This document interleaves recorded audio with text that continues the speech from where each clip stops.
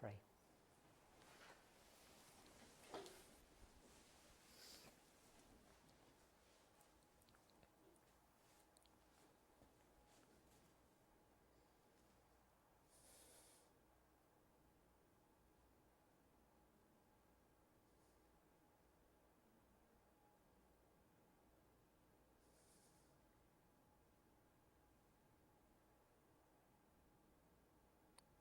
Amen.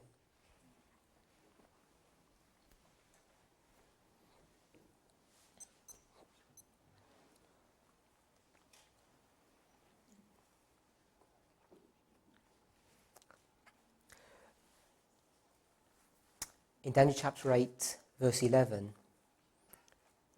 we've already identified that the daily is a noun.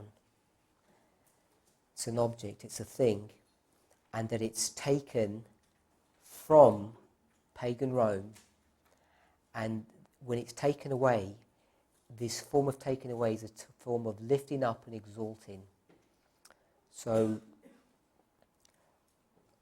this is another evidence, number 4, another evidence that whatever the daily is, it can't be Christ's ministration that's being taken away by this little horn, whether it was the papal phase or pagan phase, because if it was taken from Christ and usurped from him, then whatever that daily would have been, it would have been surd and not rummed. It would have been taken away and disposed of and replaced by something that's better or an equivalent or a substitute. But we can see here that the daily is not so. The daily is taken away, and when that's taken away, it's lifted up and exalted. So this begins to give us a clue of what the daily is. Now often when we look at the daily, we think it's just paganism in some kind of generic or general sense, some kind of philosophy or some kind of religion. But the way the word daily is used in the 5 instances that it's found in the book of Daniel, we'll see that it's not exactly that straightforward. It's found 3 times in chapter 8, once in chapter 11, and once in chapter 12. And we're going to quickly survey all of those verses to come to some conclusion about how that word is used and what the context of it is. But in Daniel 8, what we want to see is that the very word itself, daily, which is tamid, actually means the continual. And it's based upon this continual that people have gleaned this idea that this is talking about the sacrificial service, either the original earthly sacrificial system or the ministration of Christ as he ministers to us on a daily basis or continually. So this daily is something that's continual. So when we think about that principle, that concept, we know that verse 11 is talking about pagan Rome. Pagan Rome has not been continual. We know that pagan Rome hasn't been in existence forever.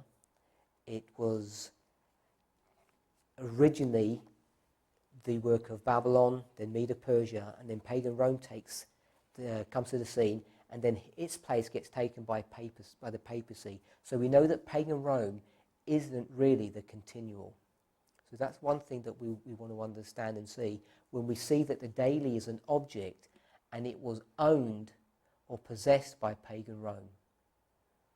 So we have pagan Rome, which in the first part of the verse magnifies itself against the prince of the host. And then the next part of the verse is a totally separate history. It's going to run hundreds of years into the future of the first part of the verse, and it says, from pagan Rome, from him, the daily is taken away. So whatever the daily is, it's not directly dealing with pagan Rome. We know that by 2 things. First of all, they're 2 separate objects. And the second thing is that the daily must have been in existence before pagan Rome came on the scene, because by its very nature, it's the continual. It's something that's been around continually from the very beginning. So in Daniel chapter 8, verse 11, we know that the daily isn't pagan Rome. So that's the first thing that we want to identify. I already spoke about this idea in a previous presentation that the whole context of Daniel chapter 8 is to understand the work of these empires, these nations, these four nations, in the context of a religious backdrop. And there's so much religious or cultic language that's brought to view in Daniel 8 that when we look at these symbols and the way these images are portrayed, we can make some kind of application and some kind of understanding about what's going on. So we're going to have a quick look from a sanctuary service perspective about what this is referring to when it says, and from him the daily sacrifice was taken away, or the daily is taken away. Sorry? We're in verse 11, still in Daniel 8, verse 11. And you didn't just say that the daily is not pagan. I'm saying it's not pagan Rome. In this verse itself, the daily isn't pagan Rome. Daniel 8, Verse 11. is not pagan Rome. Because, Paganism, but it's not pagan Rome. yeah, I'm just defining that it's not pagan Rome. I just made that statement. I didn't actually say what it was. Okay. But it is paganism. Yes, I'm not arguing that point. I'm just making the point that it's not pagan Rome. The reason why we'd want to understand that is because when William Miller uses these passages and goes to 2 Thessalonians, he understands that the thing that's now hindering or letting the papacy from rising is pagan Rome. We know that historically. And then he says that the daily therefore must be paganism. But the way he infers that, it must be pagan Rome. But we know in the context of verse 11 here, it's not pagan Rome.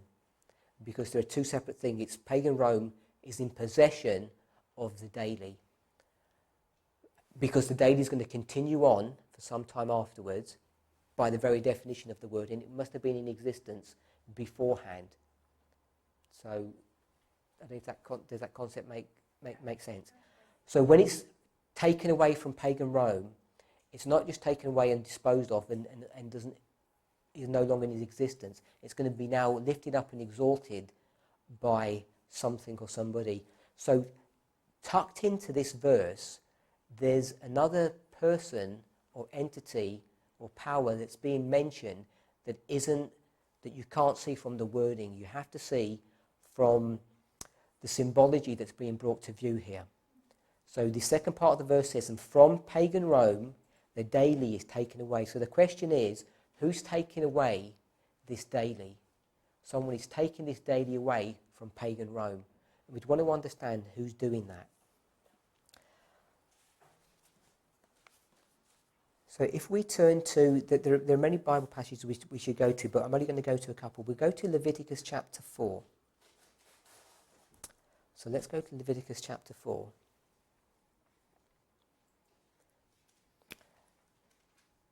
So before we discuss what we're going to see in Leviticus, I'm just going to tell you where we're headed and what the conclusion we're going to see is. So we have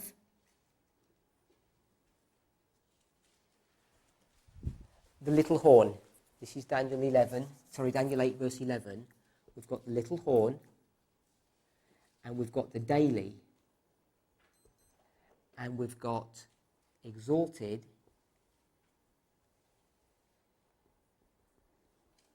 lifted up or taken away by a person.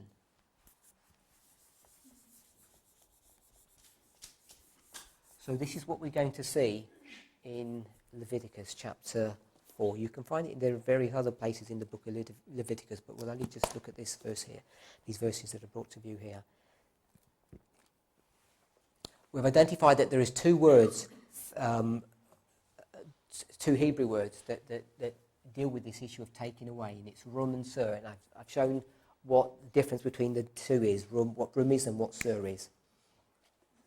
So if we go to Leviticus chapter 4, verse 8, we're going to read from verses 8 to 10, and then we'll make some comment. This is talking about the sin offerings.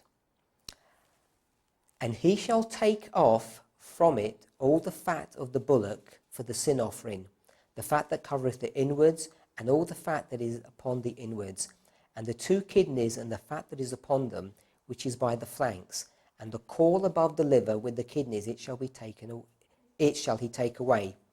And it was taken off, as it was taken off from the bullock of the sacrifice of peace offerings, and the priest shall burn them upon the altar of the burnt offering. So we'll read verse 8 again. It says, he shall take off from it all the fat of the bullock for the sin offering, the fat that covereth the inwards, and all the fat that is upon the inwards. Now this word take away that's in verse 8 is rum. So what we see happening here, verse 8 says, and he. If you look at the context of what's being spoken about, the he, you can identify in verse 3, it says, and if the priest that is anointed do sin, and if you run through this passage, it tells you what the solution to the problem is. It goes into verse 6, the priest shall dip his finger in the blood and sprinkle the blood 7 times before the Lord, before the veil of the sanctuary. Verse 7, and the priest, and then verse 8, it says, and he. So you know that the person who's doing this activity is the priest. So in verse 8 it says, and the priest shall rum or take away from it all the fat. And if you look at what the it is, it's talking about the bullock or the sacrifice. Where are you? Are you Leviticus? We're in Leviticus chapter 4, verse 8. Is everybody in Leviticus chapter 4, verse 8? Okay, so in Leviticus chapter 4, verse 8, it mentions some pronouns. It says, and he shall take off from it all the fat of the bullock. So if you look at the context and the verses that run before it, and I went through verse 3, verse 6, and verse 7, you see that there's some sin occurring and that the priest is going to solve this sin problem. So that he, in verse 8, is referring to the priest of verse 7. So there's a priest that's going to take off all the fat from the sacrifice. So what we're going to see, that the language of Daniel 8, verse 11, is mirroring this sacrificial service that's going on in Leviticus chapter 4. We're going to see some things that are going on. So we can identify that this little horn power is indeed this bullock or this sacrifice.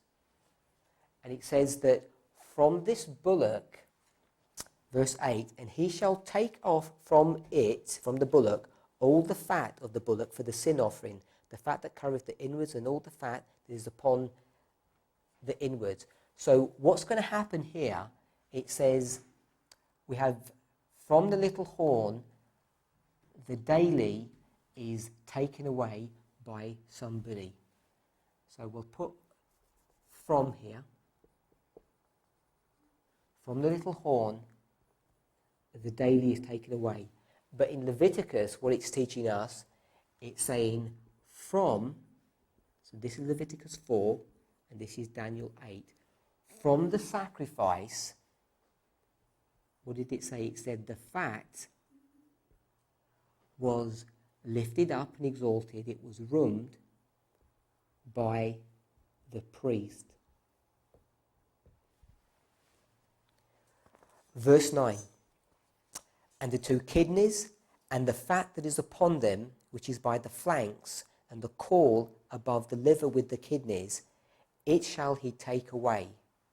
Now this take away in verse 9 is sir. So this is what's happening in this sacrificial service. There's an animal that's going to be sacrificed, and there's a knife. This knife is used to first kill the animal, and then they're going to open the animal up and they're going to take all the innards of the animal out. It's going to take all the internal organs, the entrails, and the fat. All of that is going to be taken away. And this takeaway that's being brought to view in verse 9 is sir, this one here. And then what happens in this service is that the fat is separated from all the internal organs.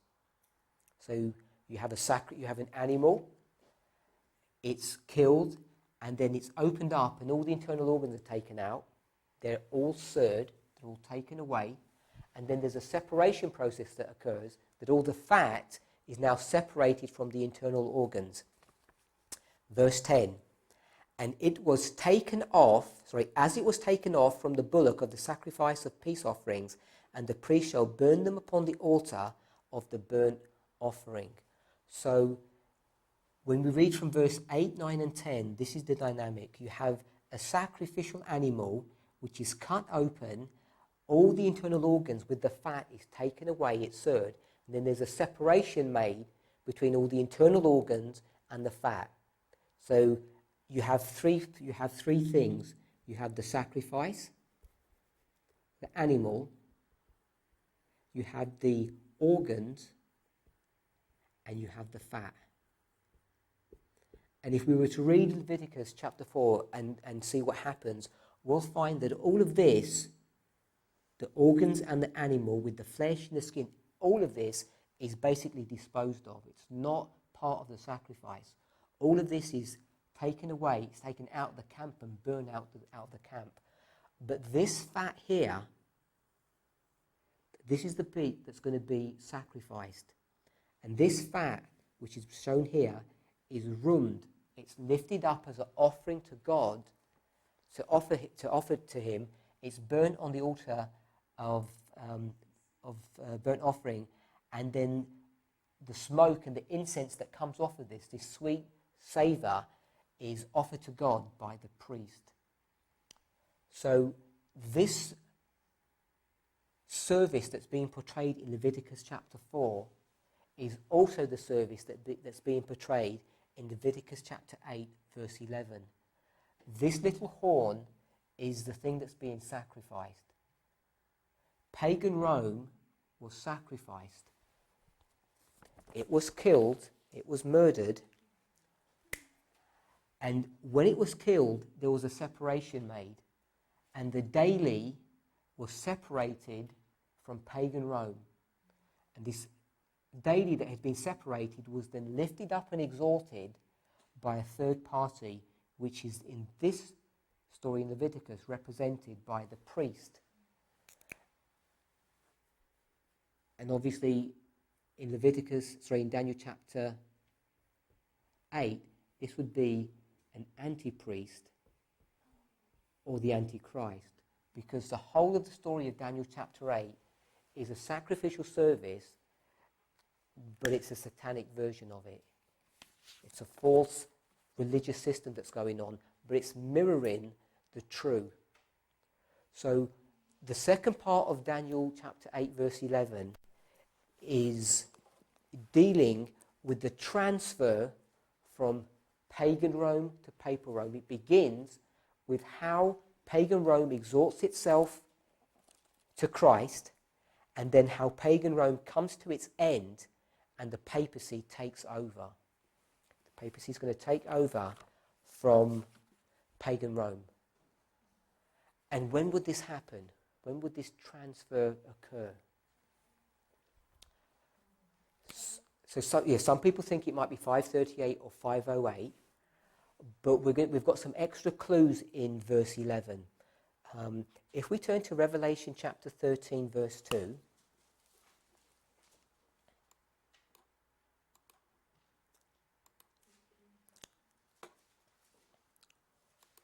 a verse we're all familiar with. And the dragon which I saw was like unto a leopard, and his feet was the feet of a bear, and his mouth as the mouth of a lion. We spoke about this when we looked at Daniel chapter 7. And the dragon gave him his power and his seat and great authority. The dragon that's being mentioned here is the dragon of chapter 12, Revelation 12. And it says the dragon gave three things to this beast. When Ellen White, Revelation chapter 13, verse 2, Revelation 13, verse 2, it speaks about a dragon giving power, seat, and authority to the beast.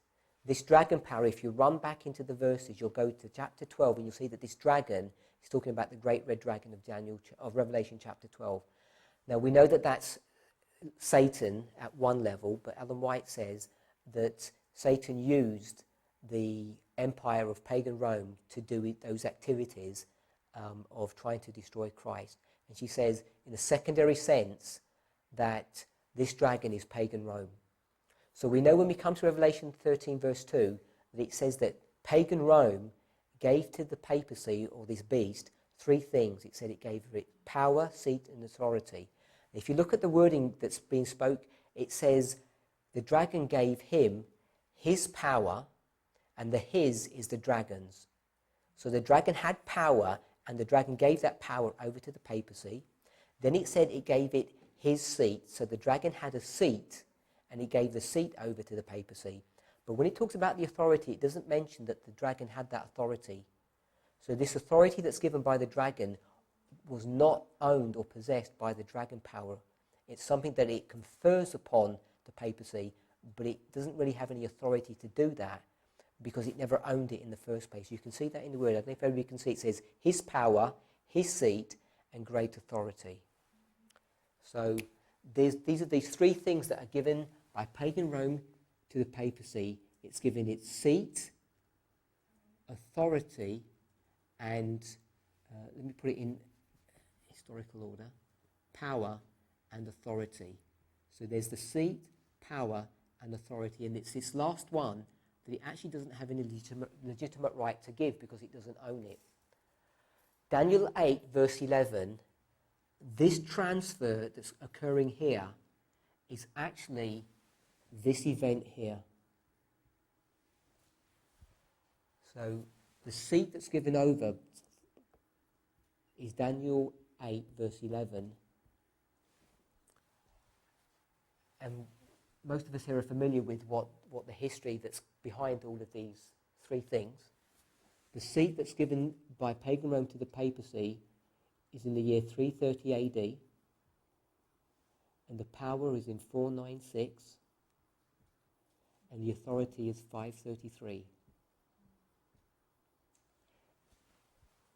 Does everybody know what those dates refer to, or do we need? No?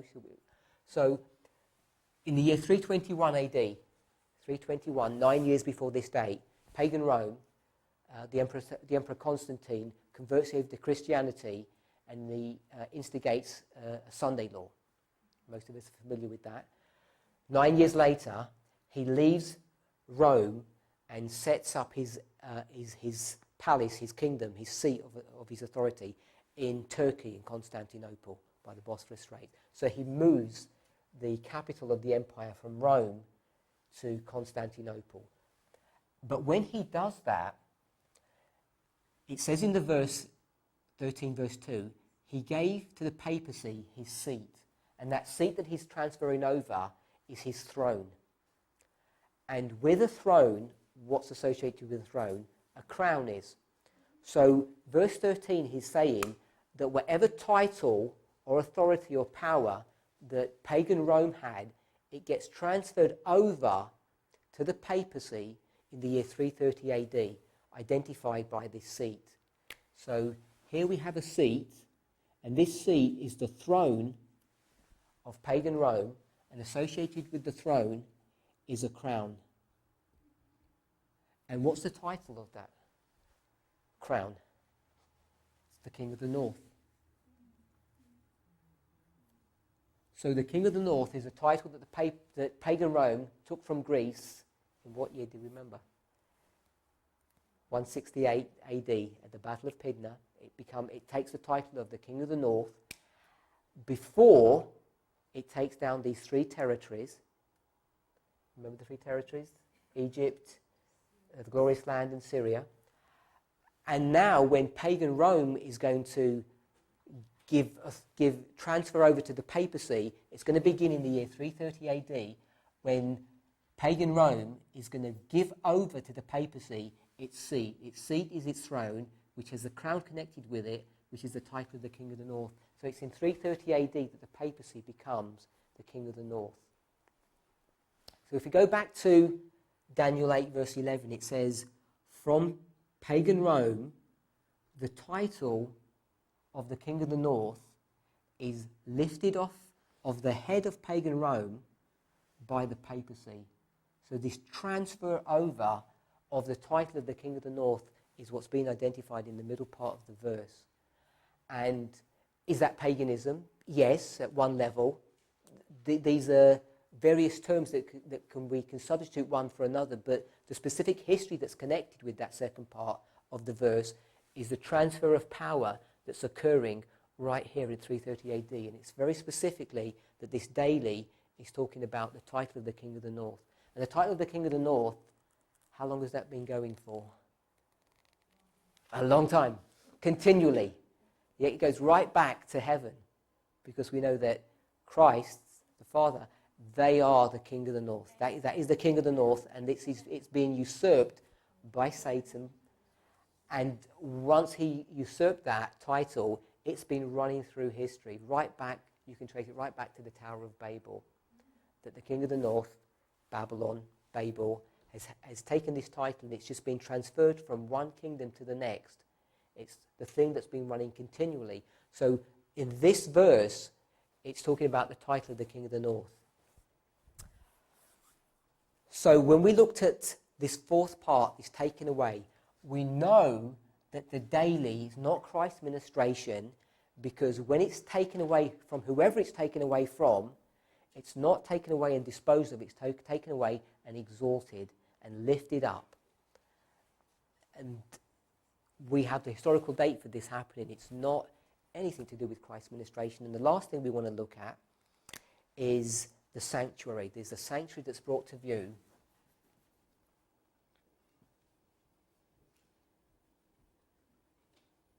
in verse 11. Now, with the takeaway, there are two Hebrew words for takeaway, and we'll find that there are two Hebrew words for the word sanctuary. The two words that we find, my pronunciation of them might not be correct, is mikdash and kodesh.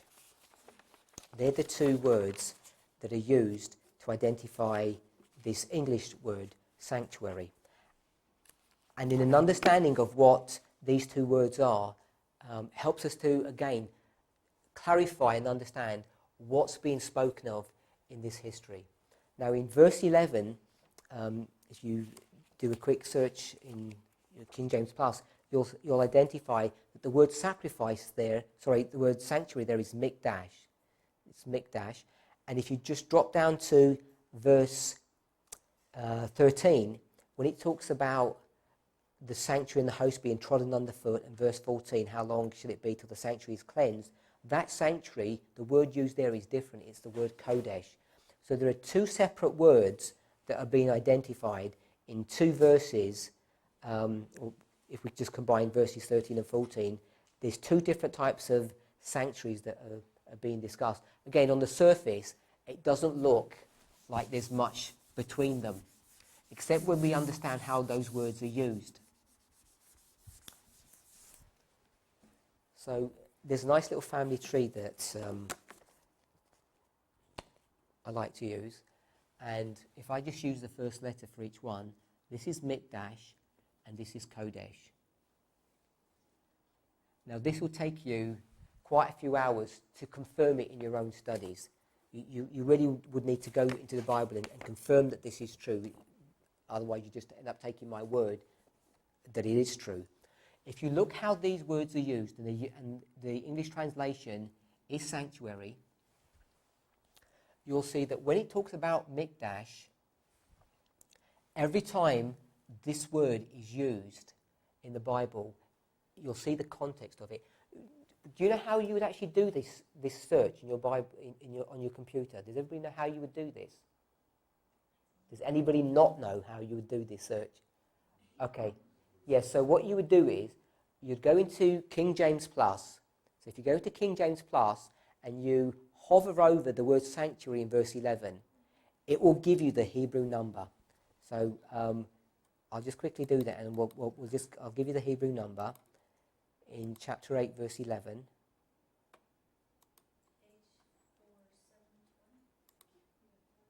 Okay, 4720. So we would have, it's already in my notes, 4720.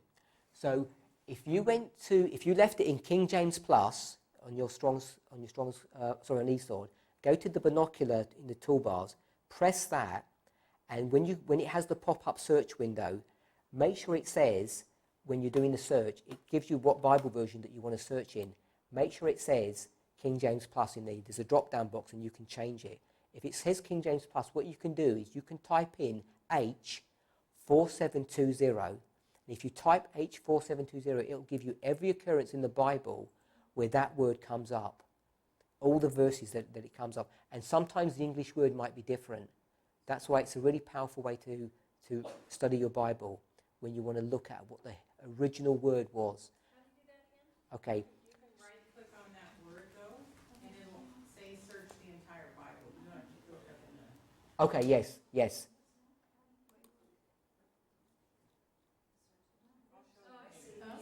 Quick search entire Bible. Yeah.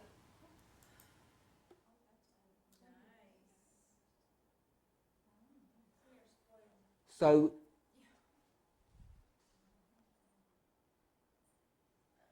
let me just double check that. So when you do that, it gives you every occurrence of the original Hebrew word, not the word sanctuary per se. And if you were to do that, what you'd find that every time this word is used, it's always talking about a sanctuary that's on earth. Always an earthly sanctuary. But if you looked at the word Kodesh, and this is verses 13 and 14, and Kodesh is 1798. No, it's not. That was a bit coincidental. It's 6944. 6944. If you looked at this word, every time this word's pulled up, it's always talking about something that's holy. You don't have 6944? Yeah. For sanctuary? Let me check what I've got if I'm misreading. Yeah, it should be 6944. Yeah, 6944. Yeah.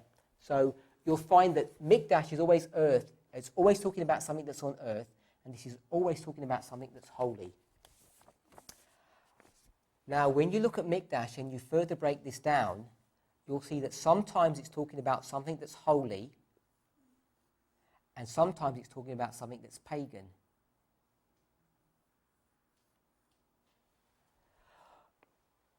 But Kodesh, sometimes it's talking about something that's in heaven, and sometimes it's talking about something that's on earth. Now, at first sight, you might think, well, how useful is that? But it's very, very useful.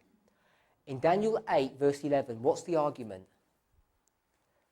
The argument is this. Christ is ministering where? In heaven. And it says the daily sacrifice, his daily ministration was taken from him, from Christ. This is how the church understands this. And the place of his sanctuary. Where is the place of Christ's sanctuary? In heaven. So it must be talking about what kind of a sanctuary? A holy one, but for sure it's a heavenly sanctuary. It's something that's in heaven. And the place of his sanctuary was cast down. So, but the word that's used is Mikdash. Now, if you see how this little family tree works, we're at Mikdash here, and it could be a holy one or it could be a pagan one. But what must it be? It must be a sanctuary that's on earth. So, whatever that sanctuary would be, you'd have to look at further context to know if it's a holy sanctuary or it's a pagan one, but you know it's on earth. And that's why this little tree, this little thing is really powerful.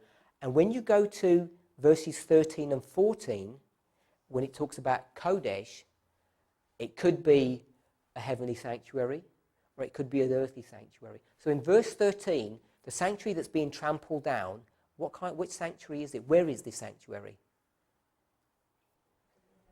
It could be heaven. It's both, isn't it? Because the earthly sanctuary was trampled down. It was destroyed twice over. Once by Babylon, once by pagan Rome. And then when the papacy came on the scene, it did what? it did trample down the heavenly sanctuary. We know that it has done that work. But it's always talking about a holy sanctuary. It's always talking about something that's holy in verses 13 and 14.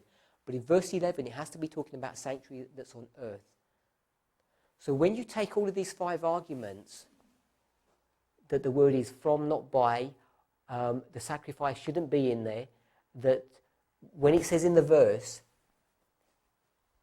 and from him, this word him, it's important to understand who the him is. The him, in this grammar, is not talking about Christ, it's talking about pagan Rome. Then the taken away is a taking away and uplifting and exalting, and that what kind of sanctuary? It has to be an earthly sanctuary. When you tie all these 5 pieces of information together, then you know that this cannot be talking about Christ's ministration in heaven. And that's on top of the fact that it's talking about pagan Rome and not papal Rome. But there's other pieces of information that we can glean from verse 11. We've identified from this cultic explanation of the sacrificial system that the little horn is represented by this sacrifice. The daily is the fact that this animal once possessed. It's going to be cut away and it's going to be lifted up and exalted as an offering by this priest. So when this daily is offered by this priest, it's going to be put on an altar of burnt sacrifice, and it's going to be lifted up, and the sweet savour is going to, or the sweet aroma is going to waft up to God. We know that all of this is being lifted up to Satan, because Satan is the god of this antichrist, this anti-priest. All of this imagery is the identical copy of the true and pure. So they're the proofs that you can use to demonstrate that the daily in chapter 8, verse 11, is not talking about Christ's ministration. It's talking about, in this specific history, the title of the King of the North. The title of the King of the North, which has been running continually through history. But in verse 12, it's slightly different. So dropping down to verse 12, it says, and a host, an army, was given to the papacy, we're in Daniel 8, verse 12, and it says, against the daily, by reason of transgression, cast down the truth to the ground, and it practiced and prospered. So the first part of verse 12, tells us that a host, or an army, or a nation state, is given to the papacy. It says given him, but that him, it's a supplied word. It's talking about the little horn. So we've already identified in verse 12 that the little horn is papal Rome. It's feminine. You can already see in the language that's being used here that there are problems in this relationship, because you've got a host, which is a nation state, which is a kingdom, which is a king, which is a man. And this man is given to the papacy, which is a church, which is a woman. So the first part of verse 12 is talking about a marriage. There's a marriage that's going on between a nation state and the papal church. And when you marry, who's supposed to be given to who? The wife is supposed to be given to the man. So you can see here that it's twisted the other way round, that here the man is given to the church. The man is given to the woman. So you can see that there's this relationship that's been turned upside down. This is what we term the image of the beast, which is the relationship between church and state, with the church in control of the situation, with the wife in control of the situation. This is Herod and Herodias, Ahab and Jezebel. It's the same story, that this man is given over to the papacy. So the papacy or the church is in control of this situation. And then it says the reason he's given over is to make war or to be against the daily.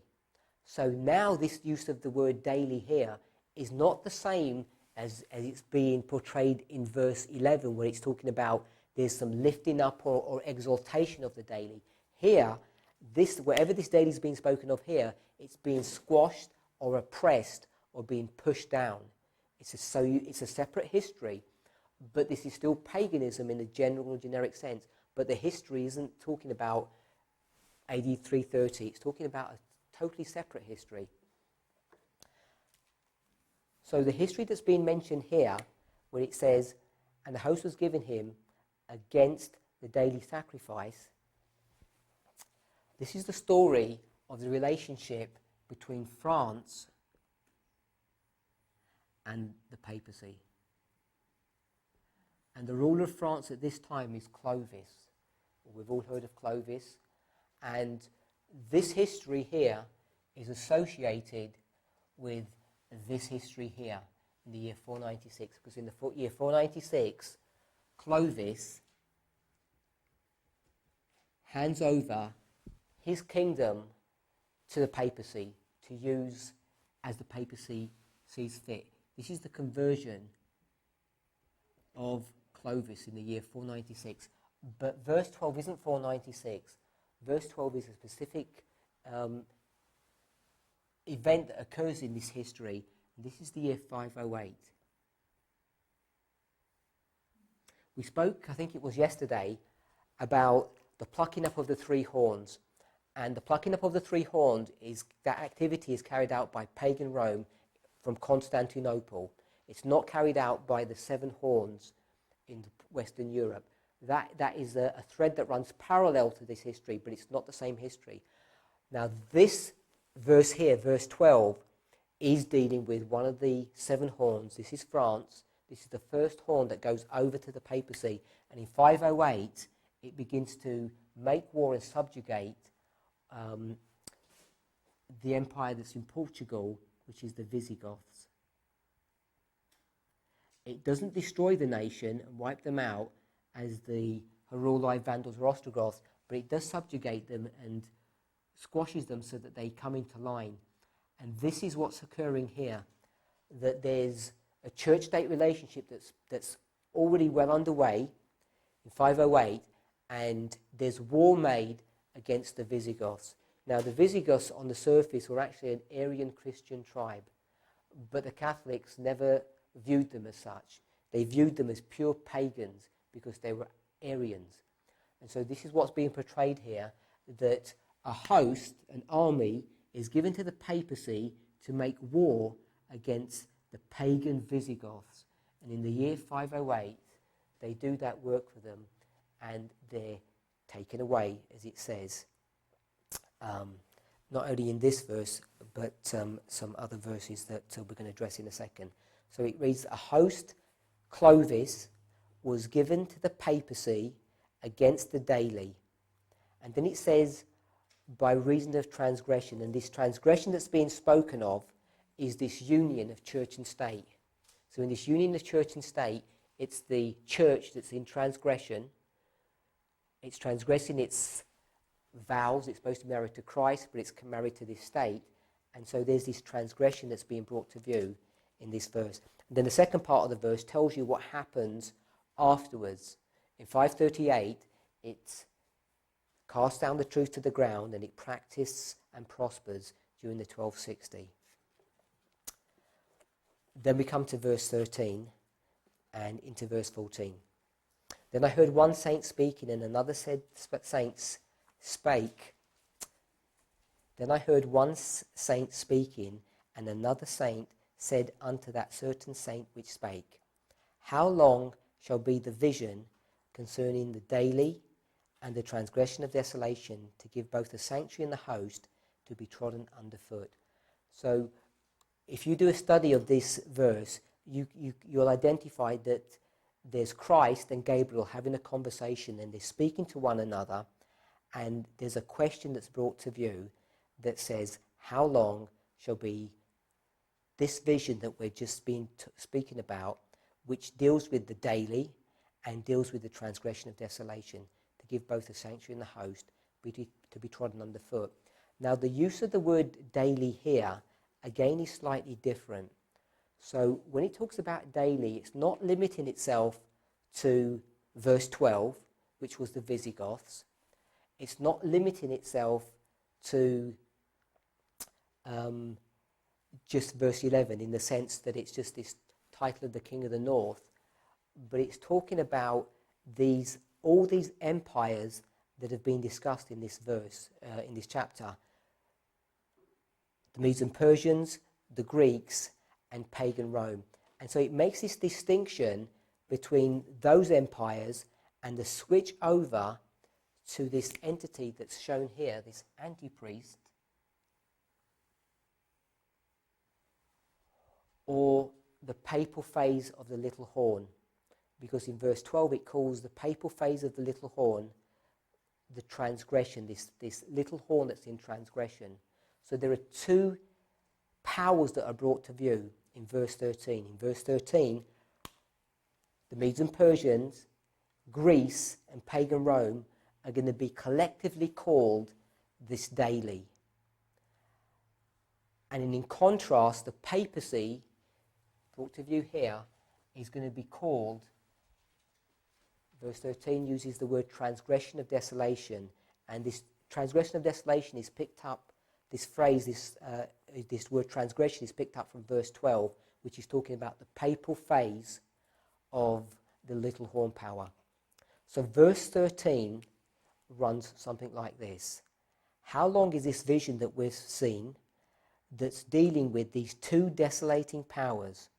One of them is the pagan empires and one of them is the papal empire, to do the following activity: to give both the host, the sanctuary and the host, to be trodden underfoot.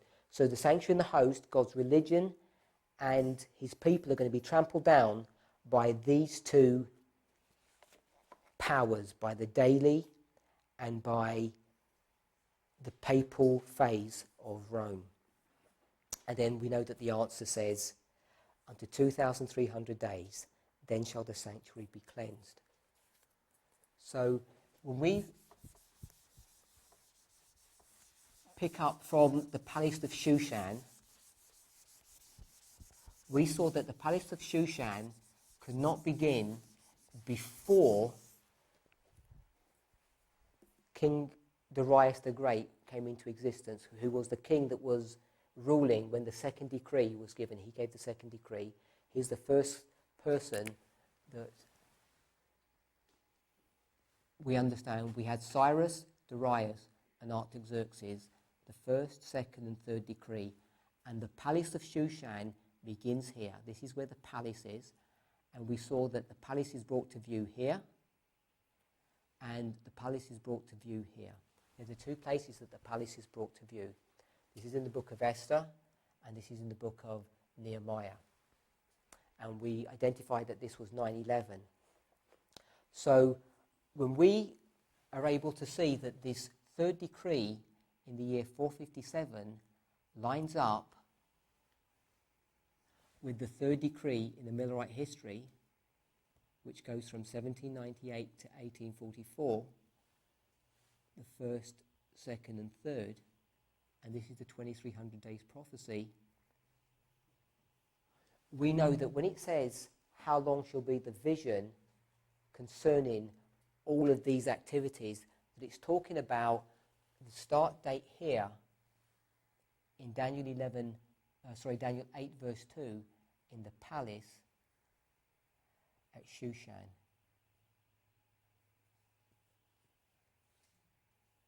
Because these are the two places that you see the palace of Shushan being identified in the reign of Artaxerxes and in the reign of Ahasuerus. And it couldn't have been before the King Darius. So we'll have a quick look now at these different words for vision. So most of us are familiar that the word vision, as it's used in Daniel 8, 9 and 10, and in other places in the scriptures, that there are different words, different Hebrew words for the word vision. Does anybody have any questions on what we've looked at so far?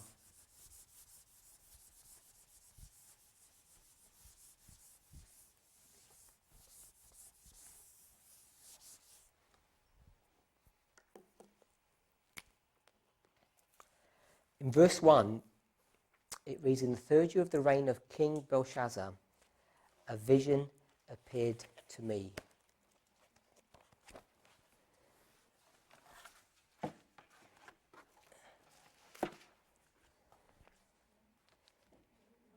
Daniel 8, verse 1.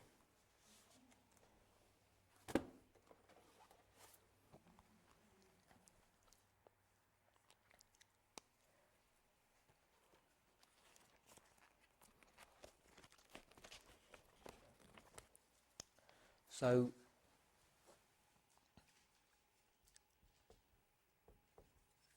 there's 3 words for vision.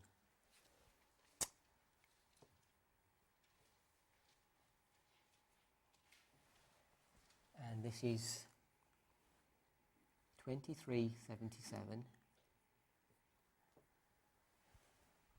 So I'm not sure how you pronounce this word. I always struggle with the pronunciation of these Hebrew words. But does that work?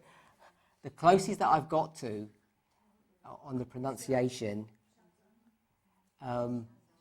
most of the time we pronounce it with a CH, a ch sound, but I think in the original it's actually a h. It's a silent C, and I think it's hazon is the actual original way to pronounce this word. But most of us pronounce it with a ch, like chazon, but it's actually, I think, hazon. Some of these Hebrew words are a bit different. You know, when we take the second from the last Hebrew kings, and we have Jehoiachin, we normally say Jehoiachin, but his pronunciation is actually kin, Jehoiakin. The CH is actually a bit tricky in the Hebrew.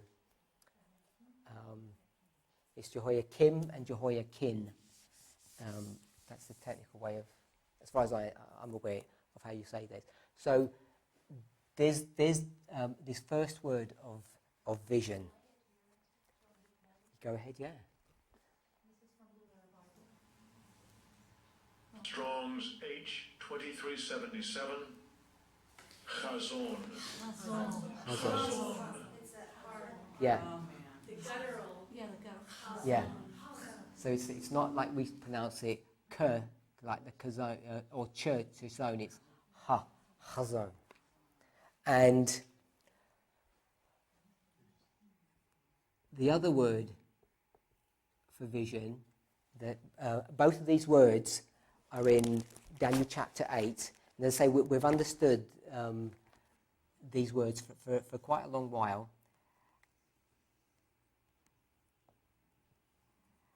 And this is 47:58. And my closest pronunciation for this is mer. But I don't know if you want to try that with a computer. We normally say mar. How do you normally say it? Mara? Mare? You say mar. Like an A? Yeah. I think most people are pronouncing it mare. Mare. But it's mer'er, I believe. Mer'er. It's difficult to take it out. Once you hear it so many times, like merah, mare.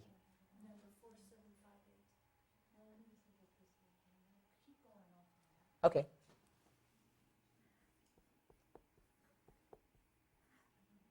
And I say something that's we've known about for a while, but not had clarity on it.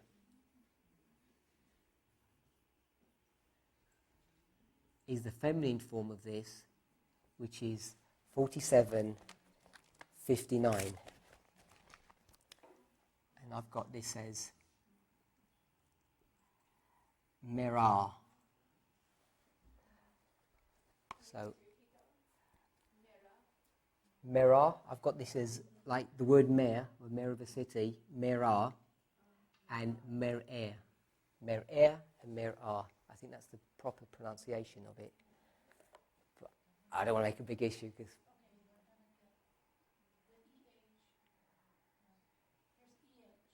Yeah? Strong's H 4758. Mer-eh. Mer-eh. Yeah? So I think that's as close as I can get. Mer-er. Mer-er.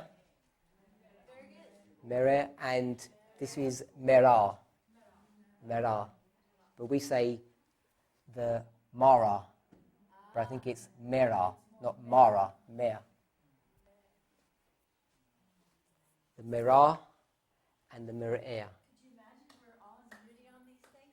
So, what's the relation to the mara, the bitter water? It's not exactly the same word, but I think the root word of all of them may have some kind of connection, but they're not the same word, even though they sound similar.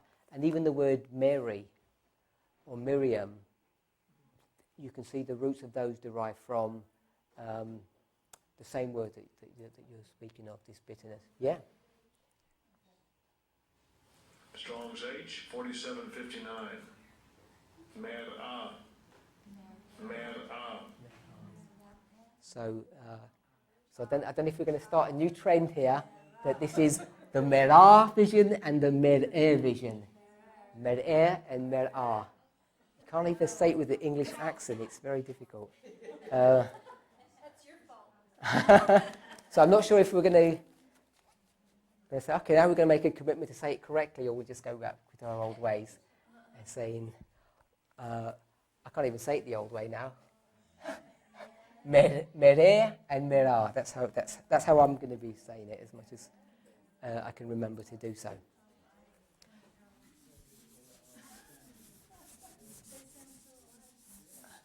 Yeah, they do sound very much alike.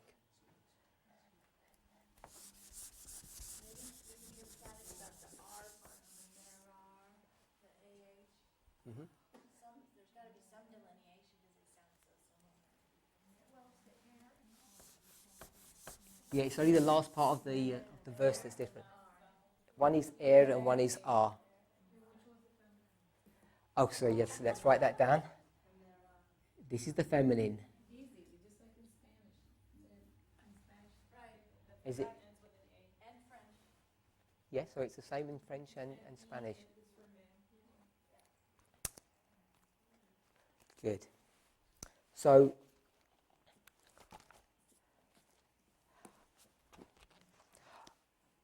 I was asked to speak a little bit about these three visions, and I have to confess I'm not an expert on these visions to explain with great authority all the nuances and differences between them. I don't know if anybody is, because a lot of this is new, but there are some things that I've observed in these things.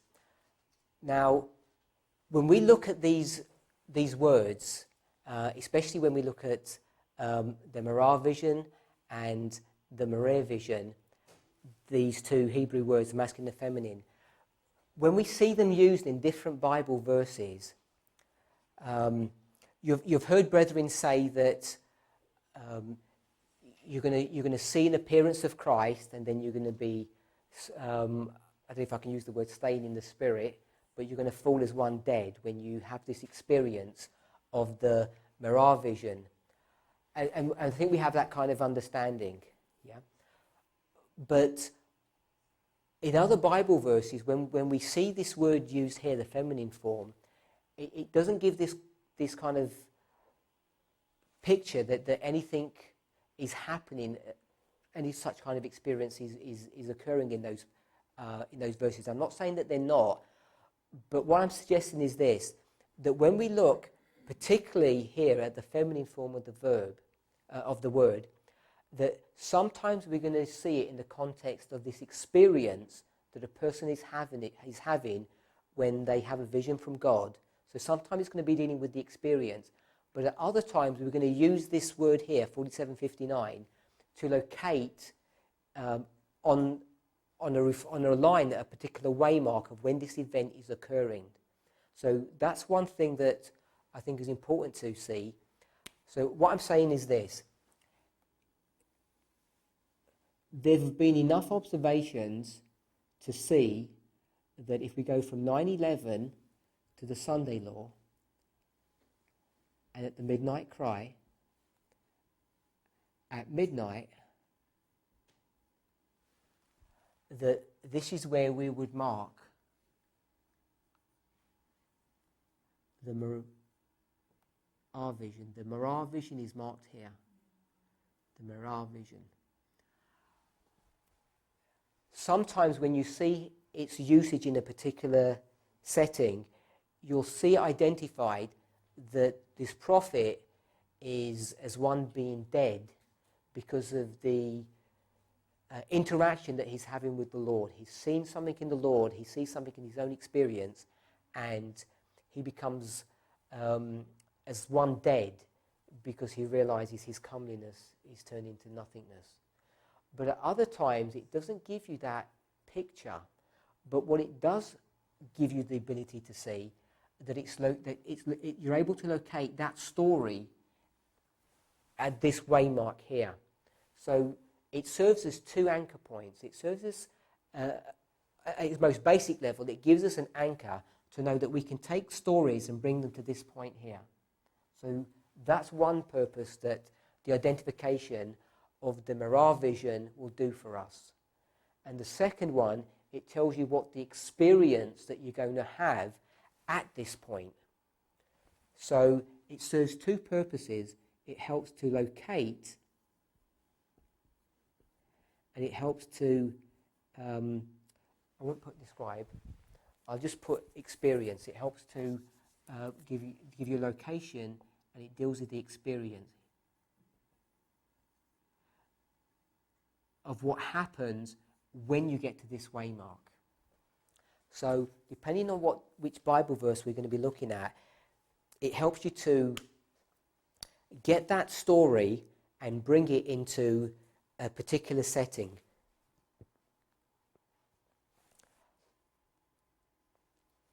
So for instance, you have a story where a prophet has a vision, and we could say go to the book of Ezekiel or the book of Numbers, and when we do our search in eSword, we'll pick up the word H4759. So all the references for that, there aren't that many, and it had different stories. And what we would know is, in all of the stories that we could pick up, and I think it's 12 occurrences in 11 verses, because I think it occurs twice in one verse.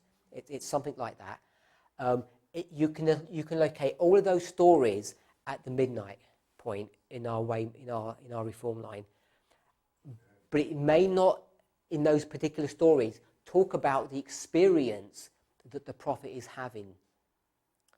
So does that make sense? What it serves, one purpose it serves, it helps you locate that story at a particular point in time. But there are other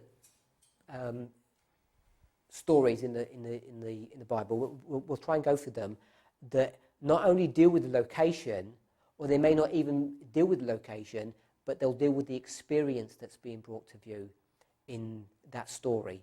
So it serves two purposes. Often we're focused upon this experience that the prophet has, because it tells us what our experience is going to be at that particular point in history. Please do. Did I miss why we put that vision at midnight? No, I haven't explained that yet. I haven't explained why we do that. I'm saying that's what we do. Before I was going to do that, I was going to ask if everybody has even at some level of understanding where this midnight comes from, where this kind of concept or the idea comes from for the midnight, because most people have heard of the midnight cry. We take it from Matthew 25. So 9/11 and the Sunday law are okay, and then we have the midnight cry, which is brought to view from Matthew 25, and then it almost seems like suddenly out of thin air we've brought up another waymark of midnight that's caught some people unawares, because it's one of these new pieces of information, the new light, the new truths that have surfaced over the last 18 months. I think it's probably even less than 18 months, but it's occurred during this separation process, and it's one of the other things that people pick up that we've added waymarks or changed things. David. So in answer to your question, if that's what you're asking the audience, it's midway between the first day of the first month and the 10th day of the 7th month. It's midway. Thank you. Leading to midnight cry, of course, August 15th. Okay. So let's just run very briefly through Millerite history. If we line this up with April the 19th, 1844, and this is October the 22nd, 1844, we know that the Millerites were expecting Christ to come in the year 1843. The year 1843 ends on the 18th of April, 1844, so that's where it ends.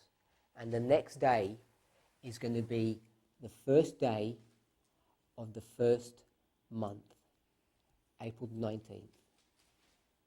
And we know that this is the 10th day of the 7th month, the Day of Atonement. We read in one of our previous presentations Ezra 7:9. And Ezra 7:9 talks about God's people leaving Babylon on the first day of the first month and arriving in Jerusalem on the first day of the 5th month. In preparation of this feast on the 10th day of the 7th month, the Day of Atonement, it takes them these 2 and a bit months, we'd consider it to be 3 months inclusive reckoning, to prepare for this, for the Day of Atonement, this feast. So all of these dates are important. These are the 2 dates that are given in Ezra chapter 7, verse 9. Now, when you go to Millerite history, the specific year of 1844, the Millerites were able to identify April the 19th as being the first day of the first month in that year. And it was an understanding of this truth that gave them the ability to calculate that the 10th day of the 7th month would be October the 22nd, 1844. That's what they used to calculate that day. And the way they do it is by using astronomical calculations to find out when the first day of the first month would be in that year. So hopefully that's straightforward. What the Millerites didn't recognize, or as from all the study that I've done, they never recognized that this event here, which occurred on the 15th of August 1844, marked the midnight cry. So the 15th of August, when you do your calculations to find out that the 19th of April works out to be the first day of the first month, and that the 15th of August, 22nd of October works out to be the 10th day of the 7th month. I'm just going to get a note out to make sure I don't make any mistake on those calculations. What they didn't notice was that this date here, the 15th of August, on the 15th of August, there was an important camp meeting in Exeter, New Hampshire, and Samuel Snow arrived the day before, gave a presentation and repeated the presentation on the next day. And there was a great awakening that occurred at that camp meeting, and the message that Samuel Snow was giving, which was basically an explanation of what the mistake was and when to expect Christ to come, which transferred his coming from the spring to the autumn. That was essentially what his message was. They never noticed that the 15th of August, the day that occurred, actually works out to be the first day of the 5th month in Ezra chapter 7, verse 9. They never seemed to have an awareness of that. However, they did have an awareness of something else, because a month before, on the 21st of July in 1844, and Samuel Snow gave another presentation. He gave a meeting at a building, you could say a church, I guess, which was in Boston. And this was at the Boston Tabernacle,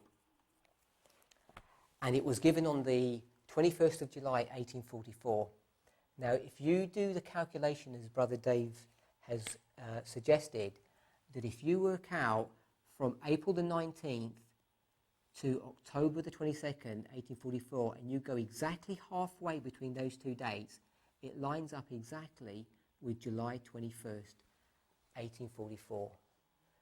So you need to get a calendar for that year. You can just go onto Google and type in, search for a calendar for the year 1844, and you can pull one up and you can do the calculation and you'll see it really does work. But the Millerites did have an awareness of this date here. When this date occurred and Samuel Snow had given his presentation, they knew that something significant had happened. And what they said was this. They said, this is midnight. And they recognized that they'd gone midway or halfway between when they first expected Christ to come to when they knew that Christ was going to come. And they call this the midnight. And this is part of the reasoning that they used to calculate this. They know that 1 day equals 1 year. And they knew that if you go from April to October, that this would be half a year, so this is 6 months. So you've got half a day equals 6 months. And in Jewish reckoning, the evening or the night time would begin at 6 p.m. and it would run to 6 a.m. So we can put 6 p.m. or 1800. And halfway into the night, you'd get midnight, which would be at 12 a.m. So what they recognized is that at July 21st, 1844, which is exactly halfway through this time period, that they'd arrived at midnight. And so that's where this whole concept or this whole idea of midnight comes up. Now, we've already identified that the first day of the first month and the first day of the fifth month are found in the book of Ezra, chapter 7, verse 9. We know that the 10th day of the 7th month is found in the book of Leviticus. This date here is also found in the scriptures. Most of us are probably aware of this. If you go to Ezekiel chapter 1, verse 1,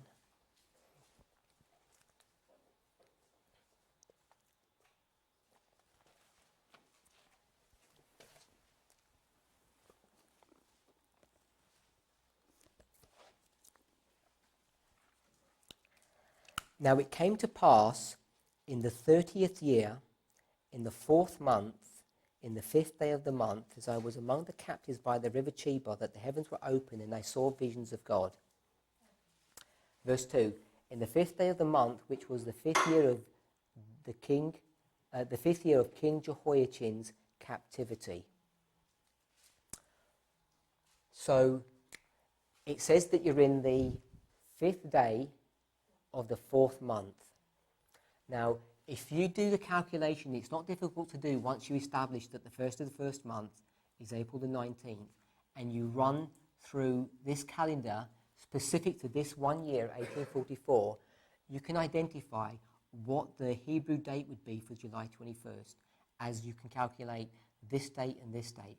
And you find that it's the 5th day of the 4th month, right here.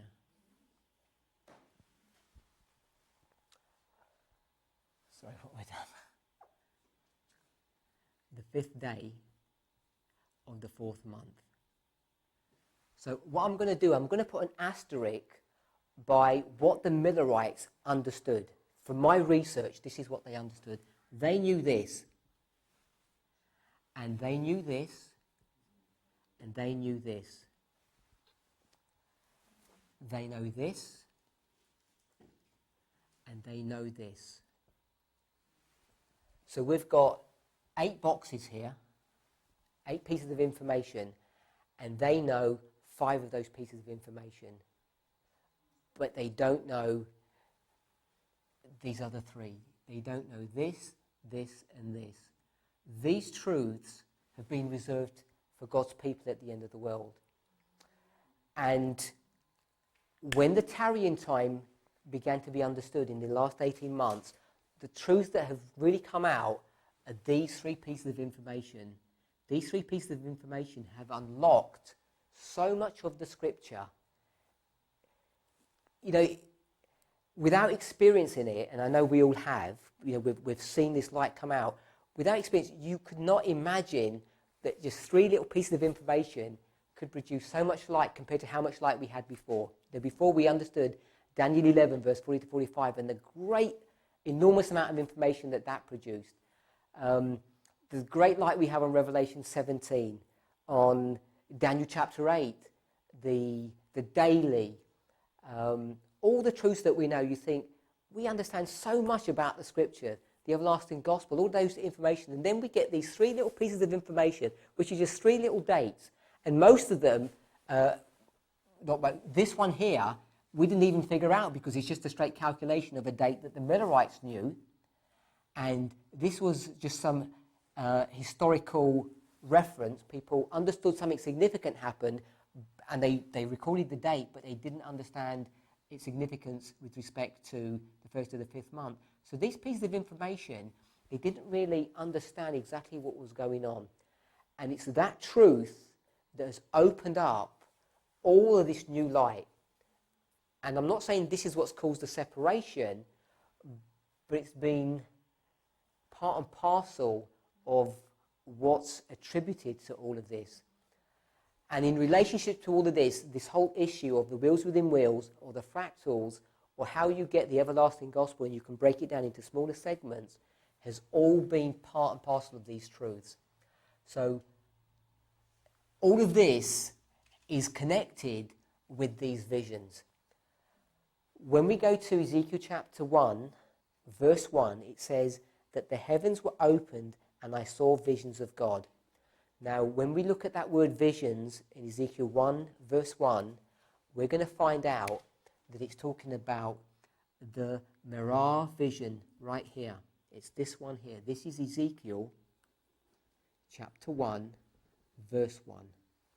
And based upon this historical evidence and the truth and the prophetic significance of that, we know this. The Millerites recognized this date here. I'll put a tick. I don't mean they understand 9/11, obviously. They understand April the 19th. They understand what midnight is, and they understand the Sunday law. But they do understand that at this event here, the midnight cry is going forth. But they don't explain the relationship between midnight and midnight cry in the same way we do. But they were aware of all of these things, that this was the midnight and this was the midnight cry. And when we understand the dates that these occurred on, remember the Millerites were, all their whole methodology was based upon time, how time would relate. They have all of these 3 dates and they record all of these dates, and then they transferred them to biblical reckoning, or Hebrew, or what we understand to be Karaite reckoning. So they calculate that this is the 1st of the 1st month, and this gives them the ability to calculate this, the 10th day of the 7th month. And once they calculate this, they know that this is equal to this, and obviously the 1st of the 1st month is April the 19th, and they're able to demonstrate that the 21st of July is halfway between this event and this event. So they understand this halfway, and this halfway is going to give them this concept of midnight, because a day is a year and 6 months is half a day, and then you go from 6 p.m. to 6 a.m., which is half a day, and you get midnight right in the middle. And that's the methodology of the logic they used. And so that's where we pick up this concept of midnight, which we've never thought, discussed or been in the public forum, and you can calculate that this works out to be the 5th day of the 4th month. And the 5th day of the 4th month, in Ezekiel chapter 1, verse 1, says that at this event here, Ezekiel is going to have a vision. And the vision that he has is the Merah vision, right here. And that's why we locate the Merah vision at midnight.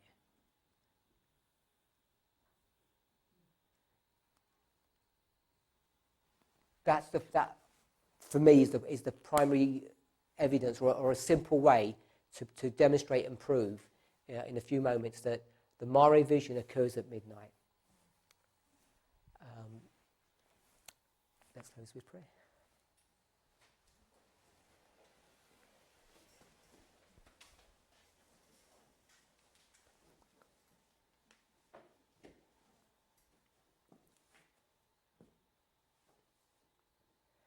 Heavenly Father, we thank you for your loving kindness. As we see your wisdom, as you bring light to your people, light upon information and truths that we've read and reread and never understood for some of us for years upon years. And even when we've tried to share those pieces of information with our brethren, they've not been understood, they've been slighted. In various ways, they've just been put to one side. Father, this teaches us that your Holy Spirit is in control of this movement. That even though we may read your word, and even if individually we might have some insight of what these things mean, or we might realize the import of them, Father, over and over again you've demonstrated that you are in control and not man.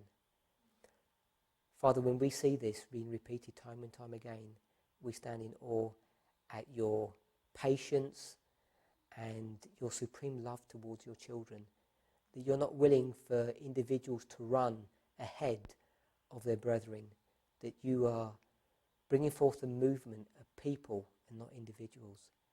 As we see in your own time, Father, the opening up of your word, we want to thank you that you've been patient with us, and that if you're patient with us, Father, you must be patient with other brethren, our brothers and sisters in the churches. Father, teach us to be patient with them. We know that things have taken us so long to grapple with and to come to grips with, not because they're difficult to understand, Lord, but because we've been half-hearted in our work. When we understand our own weaknesses and failures, we know, Lord, that we should have patience with our brothers and sisters.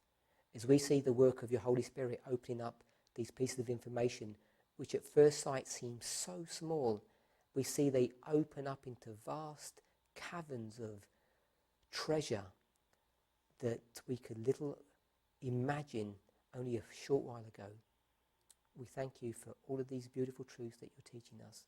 In the name of Jesus, amen.